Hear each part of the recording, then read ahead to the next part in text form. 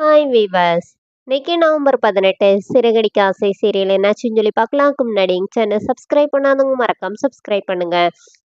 இன்னைக்கு என்ன அப்படின்னு சொல்லி பார்த்தீங்கன்னா, இங்க வந்து அஹ் இவங்க மீனா வந்து போஸ் கொடுத்து இவங்க 2 பேரும் அந்த மாதிரி ஃபோட்டோஸ் எடுத்துட்டு இருக்காங்கல்ல.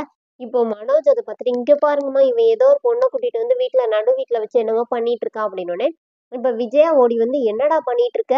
இந்த மீனாவ எங்க? அவ மட்டும் வந்தான்னா திட்டுவாடா. என்னடா பண்ணிட்டு இருக்க நீ? யாருடா இந்த பொண்ணுன்னோனே." இப்போ மீனா வந்து இப்படி எந்திக்க போறாங்க. "இந்த போஸ் தான் நல்லா இருக்கு. அப்படியே நின்னு" சொல்லிட்டு, முத்து வந்து மீனாவ திரும்ப விடவே மாட்டேங்கிறாரு.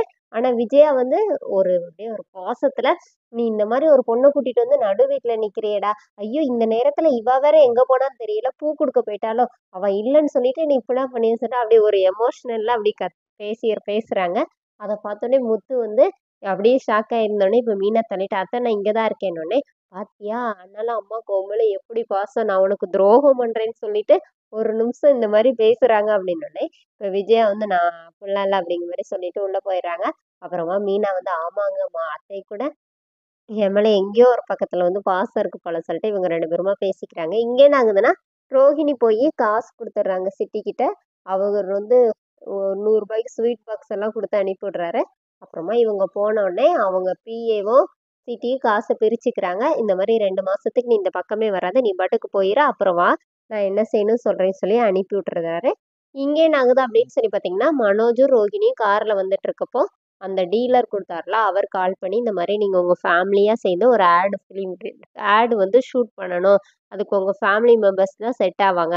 ஆளுக்கு ரூ. 25,000 வச்சு ரூ. 2,00,000 உங்க அக்கவுண்ட்ல நான் அனுப்பிட்டேன்" அப்படின்னோனே, இப்போ மனோஜ் என்ன சொல்றாருன்னா, "நான் வந்து வீட்ல யாருக்கும் காசு குடுக்க மாட்டேன். ஏன்னா அந்த மாரி பார்ட்டி வச்சதுல அவ்வளோ காசு செலவாயிருச்சு.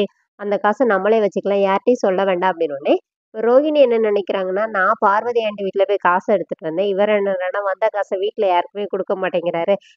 நமக்கு ஏத்த ஜோடி தான்" அப்படிங்கிற மாரி மனசுக்குள்ளயே நினைச்சு சிரிச்சுக்கிறாங்க. வீட்ல வந்து எல்லார்கிட்டயும் சொல்லும்போது, இப்ப முத்து என்ன கேட்கிறாருன்னா, "ஒண்ணும் பிரச்சனை இப்ப நாங்க வந்து நடிக்கிறனால எங்களுக்கு என்ன யூஸ் இருக்கு? ஒரு நாள் பொழப்பு விட்டுட்டு உன்ட்ட வந்து உட்கார்ந்தா நீ எங்களுக்கு என்ன செய்வ?" அப்படிங்கிற மாரி கேட்டுட்டு இருக்கிறாரு. அதோட என்னோட எபிசோட் எண்ட் பண்ணிட்டாங்க. நாளைக்கு என்ன அப்படின்னு சொல்லி பார்த்தீங்கன்னா, இவங்க ஆட் ஷூட் போயிட்டு இருக்குது. அப்போ உடனே இவங்க சரியா நடிக்கல சொல்லிட்டு அந்த டைரக்டர் திட்டுனோனே, இப்ப முத்து என்ன சொல்றாருன்னா, "நாங்களே ஓசில நடிச்சு குடுக்குறோம். நீங்க எங்கள திட்டுறீங்களா?" அப்படின்னோனே, அப்ப அவர் உண்மைய சொல்லிடுறாரு. "யார் சொன்னா? அவர் வந்து உங்க எல்லாருக்கும் ரூ. 25,000 இது பண்ணி ரூ. 2,00,000 அக்கவுண்ட்ல போட்டு விட்டுருக்காருன்னோனே" எல்லாரும் மனோஜ திரும்பி பார்க்குறாங்க. மனோஜ் ஓரமா போய் அப்படியே எதுவும் தெரியாத மாரி நின்னுக்கிறாரு. அதோட என்னோட எபிசோட் எண்ட் பண்ணியிருக்காங்க. Thank you.